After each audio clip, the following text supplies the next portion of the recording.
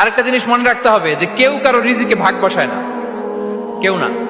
আমরা অনেকে মনে করি যে আমি ওকে দিলাম, ওকে খাওয়াইলাম, আমি বোধহয় খাওয়াইলাম। না, সে আপনারটা খায় নাই, সে তার রিজিকই খেয়েছে।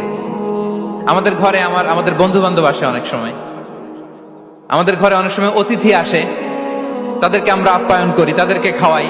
আসলে সে আমারটা খায় না, সে কারটা খায়? তার নিজেরটাই খায়।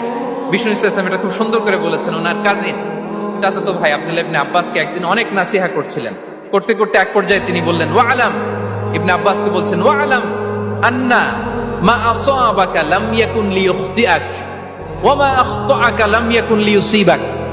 আব্দুল্লাহ, জেনে রেখো, যেটা তুমি পাওয়ার এটা তুমি কোনোদিন হারাবা না। যেটা তোমার হওয়ার কথা ছিল ওটা তুমি কোনোদিন মিস করবা না।